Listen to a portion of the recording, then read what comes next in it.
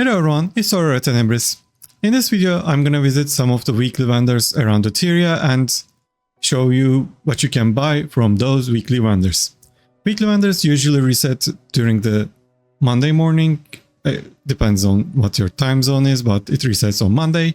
And you can purchase stuff from them again for the next week.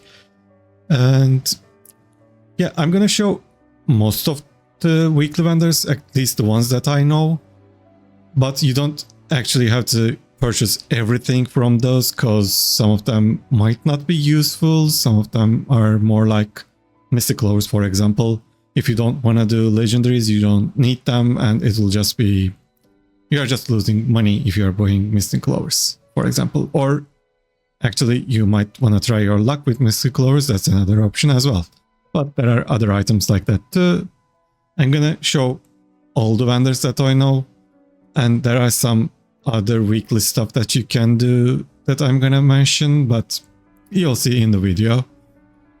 And for some reason, if they add more weekly vendors, or if I missed some in this video, I might do a second part for this one, so don't forget to like this video and follow my channel for more videos like this one.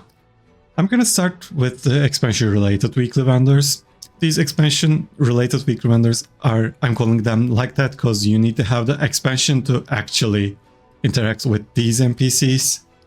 So first one is the End of Dragons variant. If you don't have End of Dragons, you can talk with Levias. And actually, before I show that, you will need the globalization mastery from the Arborstone revitalization to have Levias in your Arborstone instance. And once Levias is here, you can buy these items. You can buy one of each, so you can buy 5 antique summoning stones from Levias. These are required to make Orine weapons, but even if you are not doing Orine weapons and just buying them to make some cash, some gold, it's actually very profitable. As you can see, it's 1 gold and 20. If you are selling it directly, you can do it 1 gold and 4 silver. And if you sell 5 of those, you're gonna make around 7 golds each week. You are spending 1 gold to buy this, but since you are making 6 gold profit, it's generally worth it. And you can buy using these currencies if you're not using them as well. Always a pleasure. And once again, you're gonna need the End of Dragons expansion to interact with Levias. And Gharr Leadclaw is the Secrets of Obscure weekly vendor. Gharr Leadclaw has a weekly sales tab that you can buy 42 items. You can use any combinations to get 42 items from Gharr Leadclaw. He is located in Wizard's Tower, around here between Iscarin's Library and the Empyrean Plaza. All you have to do is interact with him and open weekly sales and buy any of these fluctuating masses. Like I said, you only can buy 42 every week.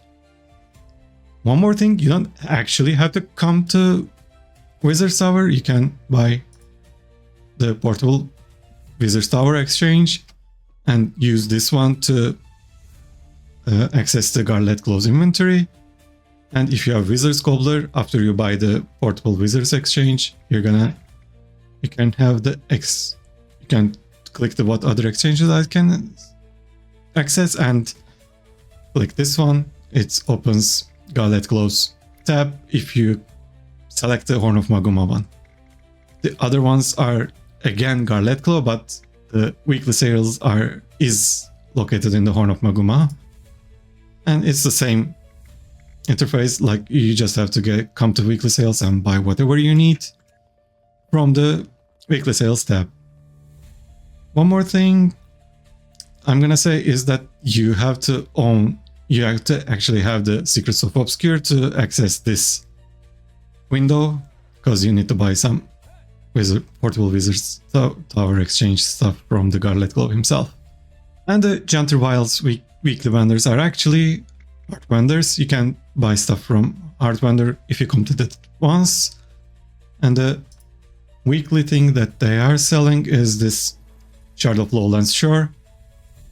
First, you shouldn't buy the Shard of Lowland Shore because it's 3 map currency and 3 amalgamated gemstones. You need to finish the hard quest to get access to the discounted Shard of Lowland Shores. So yeah, as you can see, this is 3, and if I finish the hard quest, let's do that. It becomes 1 map currency, 1 amalgamated gemstone. Even if you get the discounted version, I don't think it's still profitable. It was profitable when first Spear Legendary Spear came out, because you need these to actually make the Legendary Spear, and you can buy 7 from this Heart Vendor, 7 from this Heart Vendor, and 7 from this Heart Vendor, in making a total of 21. It's the same for the Lowland Shores, 7, 7, and 7, 7, and 7 from Lowland Shores, total of 21. For the Legendary Spear and for the Legendary Backpack, you can buy stuff from the Heart Vendor here, Mistborn Barrens, and there is one NPC in Bavanisos that I want to show. It's not hard, there is no hard quest in this map, so you can just go and directly buy the item from the NPC. But the thing is, as the time passes on, these items will get cheaper because less people are going to make those items, and you won't make any profit since amalgamated gemstone itself is already expensive enough. If you just want to make profit, just sell the amalgamated gemstones. And the weekly thing from Bavanisos is this NPC or trader, and you can buy Shard of Bavanisos to make Legendary Backpack. It's 20, unlike the first 2 maps. It's same for Mistborn Barrens, and with these, that's all you can buy from Janthir Wilds. And once again, you need Janthir Wilds to actually buy these to actually access the maps. And with that, I think that's all we have, at least for now, with the expansion related weekly vendors. They may add some more later, then after that maybe I can do part 2 of this video, and if I find some more vendors, that maybe I can do a second part later on. And actually, before moving on from the Janthir Wilds stuff, this one is kinda related to Janthir Wilds because you need to have a homestead to access these vendors as well. And Homestead is one of the Janthir Wilds masteries, which you can access from here. And after you get your homestead by doing this Janthir Wilds storyline, you will get access to these homestead refinement vendors. There are some upgrades that you can buy from here, but eventually it will become something like this. If you spend, like for this one, if you spend some herbs or any vegetable, any plant, you're gonna get refined homestead fiber. And you don't actually need refined homestead fibers for in-game stuff. You just need these for several items. Most of them are homestead decorations. The thing is, you can only buy, for example, let's do this one. You can only buy 100 of these. And after you buy 100 of these, this amount will decrease. And as you can see, the exchange rate is 1 to 2 for this one. If I buy this one, it only decreases 100 because you spent 100 items, not because you get 200 items. Homestead fibers, more like. And then you can use these homestead fibers to craft decorations, such as this one, or these scarecrows. The other 2 homestead vendors are located, one of them is located here, it's the lumber mill. It's this one. You can, I think I bought already one of these. Yeah, I think I bought them because it should be around 700 for this one too. Sorry, 800 for this one too. And you can spend your logs to buy homestead woods. And finally, here you can buy metals. And the exchanges, of course, if you spend your ores, you can get homestead metals. And I think I bought 250 of some of these too. There should be one more here as well. I think it's iron. Yes, iron. And yeah, with this one, we conclude the expansion vendors, because Homestead is kind of part of Janthir Wilds expansion. Now let's talk about the faction provisioners. And they recently made faction provisioners a weekly vendor. It used to be you have to come every day to convert your, for example, reclaimed metal plate into provisioners token from this NPC. It's the NPC that is located directly at the entrance of the Verdant Brink, and the other faction provisioners for Heart of Thorns part is located here on the waypoint. It's again the entrance of the Auric Basin, but the where is it? Tangle Depth one is in Ogre Camp. There is a tent or hut here that you can find the faction provisioner. Each of them has their own unique items that you can convert the faction provisioners into. Like I said, the reclaimed metal one is for Verdant Brink, and there are other tabs that you get provisioner tokens by converting your crafted rare items into faction provisioners. Each tab has its own limit. All of them is now 7 per week. It used to be 1 per day. You have to come here every day and get provisioner tokens that way, but now it's much easier to collect provisioner tokens if you are doing, well, they usually require for the legendaries, but there are some other things that you can buy for faction provisioners as well, like skins for some weapons. These are not the only faction provisioners in game though. These are the only ones that are in Heart of Thorns, and of course you're gonna need Heart of Thorns to access these ones. I'm gonna show the Lion's Arch one, but there are faction provisioners in every major city like Ratasum, Divinity's Reach, Grow, and once again Ratasum. This is the Black Citadel, and lastly Holbrook. You can find faction provisioners in every city, but I'm just gonna show you the one in Lion's Arch to tell you how it works, because it's a little bit different than the Heart of Thorns ones, and there are some faction provisioners in new maps too, but they don't function like these. So I'm gonna move to Lion's Arch. And this lovely script trader is the faction provisioner in the Lion's Arch. It's in the Commodore's Quarters waypoint.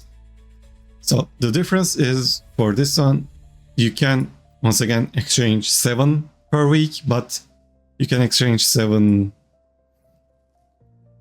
Mystic Force Stones. For example, you don't have to convert your Mystic Force Stones, but if you are not using Mystic Force Stones, it's not that bad of a deal actually. I don't think it's worth the convert globes, but let me show you this. At least if you convert 7 of the Mystic Force Stones, you can still convert these, and Mystic Force Stones disappeared. It's the same way for every major city. There is 3 items in the faction provisioner, and you can convert those 3 items 7 times for every major city one. Yeah. And that's all about the faction provisioners. Like I said, they just made the change a few months ago, so it's pretty new, and it's much easier to get Gift of Craftsmanship for legendary gear now that we have this exchange limit increased to 7 per week from the 1 per day, which was like, it's the same deal, but you have to come here every day to get your provisioner tokens. And the next weekly vendor is pretty underappreciated one. It's located here in Sanctum Harbor Waypoint, and once again we're in Lion's Arch. One of the reasons I wanted to show the faction provisioner in Lion's Arch is just, I'll just move on to this one right after that. So it's located near the Sanctum Harbor waypoint. We just have to use these waypoints and move towards this place. It's the more memorial point of interest, and talk with this NPC. Like I said, not many people probably know this one, but you can use this NPC to convert your karma into ornate rusted keys, and ornate rusted keys are required to open sunken treasure chests. And you can actually open 10 of them to finish the achievement and start over. There is a video about sunken treasure chest hunt in my channel, so you can just follow it. I'll probably put a link to it as well, and make some profits converting your karmas into ornate rusted keys and then into money if you are selling the rewards from the chests. You'll get these items from the Sunken Chests, but if you wanna increase your account swim speed, you actually need to buy these ones. But you don't have to. There aren't that much of a... how can I say this? There aren't that much aquatic underwater stuff in the game right now, but in the future they might add it, so you might need these. Just saying. And next I'm gonna mention the content specific weekly vendors. There are 4 weekly vendors that are connected to a specific content in Guild Wars 2. Actually, there are 5, but one of them is not a vendor, but I'll still show it since I am doing some sort of weekly thing. It's related to the weekly stuff, and I'm gonna add that one too. And these contents are, by the way, are raids, strikes, word versus word, and PvP. If you are not doing those contents, the weekly vendors are not suitable for you actually, because you won't have enough currency from those specific instances to actually buy stuff from the weekly vendors. And I'm gonna start with the raid vendor, which is right down there, but you can actually access the raid vendor from the Wizard's Gobbler, because it's one of the items from the Wizard's Gobbler. Anything from raids, and it should be this one. Yeah, this is the weekly stuff that you can buy, but I'm gonna show you what else you can buy from this NPC, because you might not have the achievement that you require to have the item in the Wizard Gobbler, so I'm just gonna show it from here. It's the exchanges, and you can buy Mystic Clovers from this vendor. I don't think this has a weekly limit. You can just buy any amount from the NPC. This is the only thing that has a weekly purchase limit, and it's Mystic Clover. And like I said, if you don't do raids and if you don't need Mystic Clovers, you don't actually have to come to this vendor to buy Mystic Clovers. Because, I don't know, you only need Mystic Clovers because if you are doing a legendary. And if you're not doing a legendary, you don't actually need to visit this one. And the other ones will be similar to that one, that idea. And for the word versus word one, I'm currently in Obsidian Sanctum. You can come here and you don't have to worry about anyone in the word versus world and talk with Dugan. Usually in Obsidian Sanctum, the vendors are so close to each other. I prefer coming here to buy these stuff, because in the Borderlands, usually they are scattered around the border in the entrance. But in the Obsidian Sanctum, they're neatly stacked right next to each other. And Dugan has some weekly items. For example, these hero vendors. And actually everything that you can buy from this tab is weekly. You don't have to buy everything, but I would advise if you have enough currency to buy these two, because it'll give you a if you give you a boost in your Work vs. World rank. I'm currently at this point, and if I buy these, this one will, for example, give me a level instantly. And I need to buy 2 of these to get 1 more level, so in total you'll get 6 levels if you buy these 2. And if you have excess currencies like Emblem of Avengers or Memory of Battles, you can buy 2 hero banners from this NPC as well. These are up to you, and the Mystic Clover thing is same as the raid one.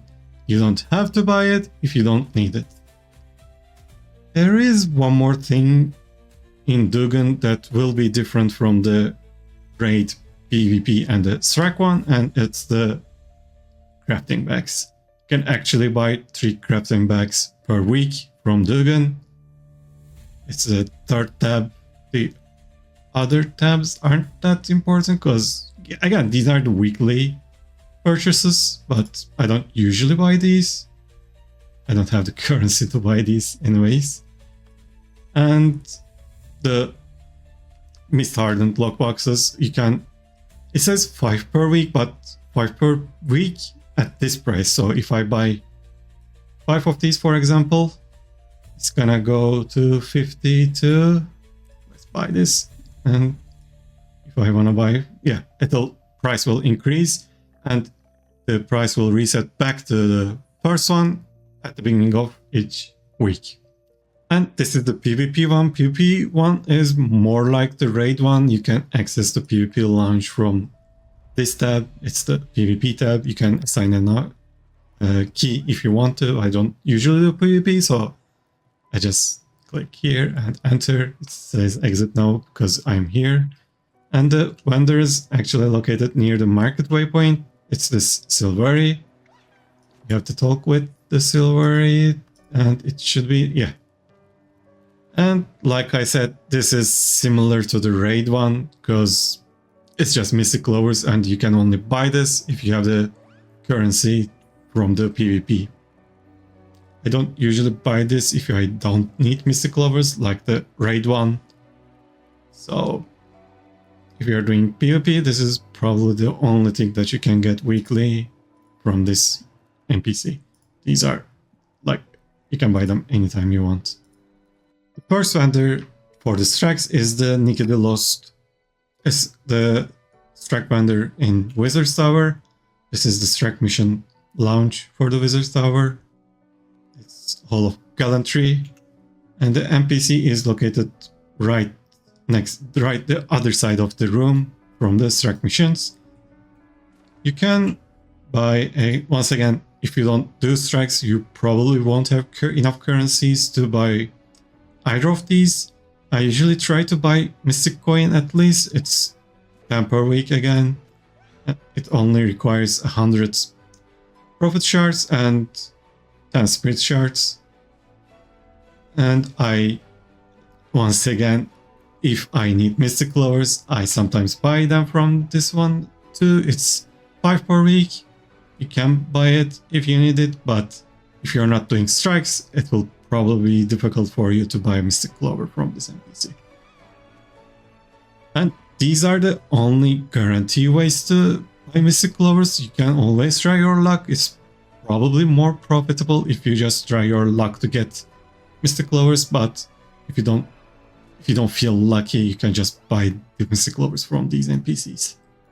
And if you do 3 daily IBS tracks, you'll get blue Prophet Crystals, and if you have 3 crystals, you can open it with 1 crystal too, but I would recommend you to open with 3 Prophet Crystals and do as much of these strikes to light them all up before opening the chest. And yeah, this chest will reset weekly. That's why I wanted to mention this one. Also, if you for some reason don't do 3 daily IBS missions, you can always buy more Blue Prophet Crystals from this NPC. Again, it's limited to currency. It's the profit shares that you get from strikes. If you don't do strikes, you can't buy this one, but for some reason you have large amount of shards and just want to buy the profit crystal, you can buy it from this NPC and then come here to open your chest. And you, like I said, I would advise you to do as many of these strikes as possible to get more rewards from this chest. If it's not lit, you won't get the reward for that strike. And finally, I want to talk about the event vendors. Event vendors are a little bit time gated because they will be active for 21 days when the event that are associated with is active, and there are currently 6 events in Tyria spread around through the year, usually time when there is holidays in real life as well. So the events currently that are in Tyria are Winter's Day, Halloween, Dragon Bash, which is this one, Super Adventure Box, Festival of the Four Winds, and the Lunar New Year. These 6 events has their own weekly vendors, and this is the weekly vendor for the Dragon Bash. The idea behind them is usually similar. This is the Dragon Bash vendor. They require the event currency, which is Jawbreaker for the Dragon Bash, and they usually have transmutation charges, chest of legendary shards, and Tyrian exchange for vouchers for sale for a week. And this weekly vendor will reset like the other weekly vendors on Monday mornings. And these trader chests are previous year's weekly and annual reward. I can show you this year's weekly reward. This year's weekly reward is Sacred Raven chest. The difference between the chest that you get from the weekly and the annual and the trader's chests that are in the weekly sales vendor is that the trader's chests are actually sellable in the Black Lion trading pass. So we can sell these chests for like 60 gold for the Sacred Crystal one. And let's check this one too, just to show you. It's same.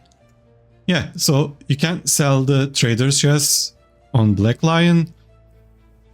And I would advise you to actually try to buy trader's chests every week. It's a little bit difficult if you're not playing the event so much, but if you're playing, I would actually advise you to buy the trader's chests because they will usually see an increase in their prices in Black Lion after 6 months after the event is over, around 6 to 8 months after the event's over.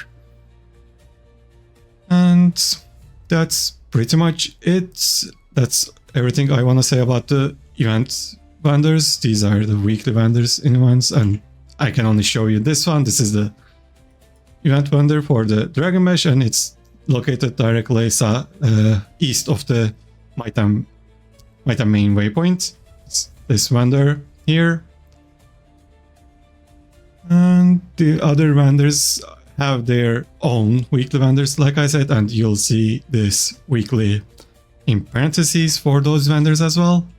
And these are all the weekly vendors that you can visit around Tyria. Well, I try to visit all of them, but they might add some more, or they might change some of them, like they changed the provisioner token ones. So I might do a second part for this video, maybe in the future, if I find more weekly vendors that you can visit. With that, yeah, that's pretty much it. Hope you liked this video. If you did, please follow my channel, and hope to see you again on my next video. Have a nice day.